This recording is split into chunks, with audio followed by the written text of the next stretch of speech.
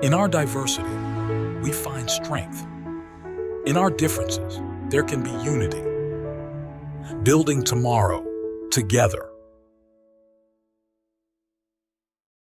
As a matter of fact, I got a picture right here. So here's a picture that we keep in my living room of me and my wife and Johnny marrying us. To be honest with you, brother, I have never married no one of the opposite race. I have married a bunch of people in our race, so that day was like history. Oh, really? To me. Yeah. It was your first one? Yeah, I didn't tell you that. Yeah, I didn't want to come and say. Morning, Johnny. Good morning, brother. You all right? What's going on? Man, good day, man. All right, well, let's pull out of this bowl. Let's see. Questions. All right, I should have brought my glasses.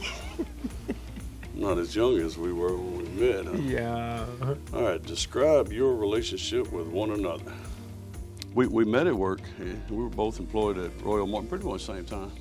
I noticed you, Johnny, you stood out. You know, your character, the way you carried yourself, and the way you communicated with the guys. That's right. So that's what got me to complaining about my horse. I couldn't catch it to begin with. I wanted to be able to ride it, but I couldn't even catch it. So I was complaining to you about it, and you said, "Hey, I got some cousins, and we're gonna come catch this horse." That's right. So I cooked supper that night. We all came in the house and ate. Had a good evening, and it's just picked up speed since then. Well, the more we talked and got to know each other, the more that we realized we were a lot alike. Well, at my standpoint, the most important thing, man, that really opened my eyes with you is like, I had a bunch of diverse friends and stuff, but sometimes back in the older days, you couldn't just go to people's house. But when you called me to your house and you said, "Hey, man, when we broke the horse and stuff like that, you know, we was just coming to break the horse, stay outside and break the horse." But you invited me, my brother, and my cousin. You say, "Hey, come in and sit at the table." People don't just do that, man. You know, we had broke horses for many people, but nobody never let us came and sat at their table. You know, we was just doing that, you know, just to help. But you opened your door and sat all three of us at your table and you cooked for us. That opened up a sense of trust to me. And that let me know, hey, this guy trusts us, man. So, hey, trust is one thing that you don't want to break. So that really opened my eyes and opened my relationship up with you, man. And from that day, hey, when I knew you trusted me, I wanted you to keep being able to trust me. Growing up, were you raised in an isolated culture or exposed culture, and how did that impact your view of other cultures growing up? Well, I definitely was in an exposed culture. You know, I had a lot of opportunities to meet different people. Even in my younger days, I come from growing up in a little country called Woodworth, and we didn't get out much, but when we did get out, we got out. I think that really helped me look at everybody the same and not just one way. A lot of people are confined to wherever they come from. They don't get out that much, but I was a lucky one. My mom's best friend was a black lady, and she was like our second mom. She practically raised us. That's right. And so we spent more time at her house, I think, than we did our own. So my mom, she taught us not to be ignorant. That's right. And she told us that, she said, we only have one God. That's it. And that one God made every one of us.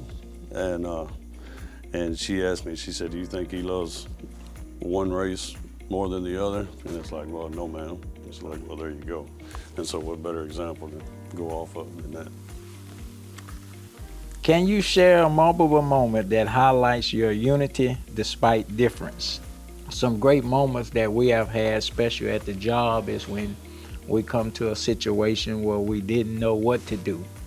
You know, you might have a way and then I might have a way, and then at the end, we come together and say, hey, we're just trying to get a common goal to fix it. But even though we didn't always think alike, we still got the job done. And what I like about you always ask me, you know, after we try something, you say, well, Johnny, what you think? And we'll try it till we get it, buddy. We got the same goal in mind, no doubt. That's right. We want to win the football game. That's it. I don't care who carried the ball over the line at that one moment, but as long as we won the football game, that's all we ever cared about. So. That's good. Can you speak to the importance of diversity and inclusion within the workplace based on your friendship? You know, he brought his own culture and then I had mine, and I am a strong believer. Everybody's heard variety is the spice of life. That's right. You know, I've been used to one way for so long, it's the only way I knew, and then you've introduced new stuff, you know, and it's like, wow, I didn't even know that existed. And how cool is that? Because how boring would the world be if we're all the same and everything's all the same? So it's really good to have these different cultures come in, and it just makes a better culture. Makes a better thing. That's right. That's right. The advice that I give to others is just be open-minded. We all have to be open-minded, and though we might have did things this way for 9 times and it might have worked, but that one time that we have an open mind, that might be the new way that it'll work. You know, you talk about being open-minded. I am well aware, and I wasn't raised up this way, but I am well aware that some family members may be stuck in the old times, or like you talked about earlier about coming in the house. But I have known people who grew up that way, and maybe they haven't evolved yet, you know. But you have to be open-minded. Whatever you learn from a grandparent or learn from a neighbor or a friend that you grew up with, you could easily unlearn that. How has your collaboration positively impacted the broader team or company culture?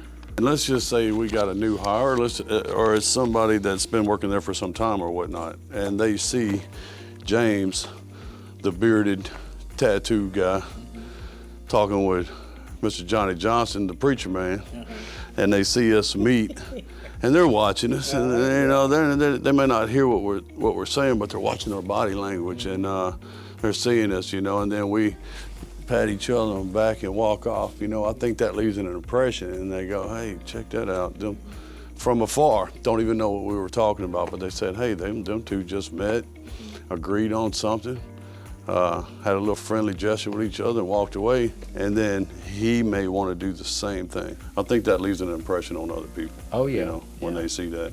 What would be the one sentence or one piece of advice that you could give if you could do it in one sentence? Give the person next to you a chance. Yeah, I would say be open-minded. You never know what you're missing out. And one thing we always do after we finish. That's right. You know? I think my knuckles come bruised. We done did that so much.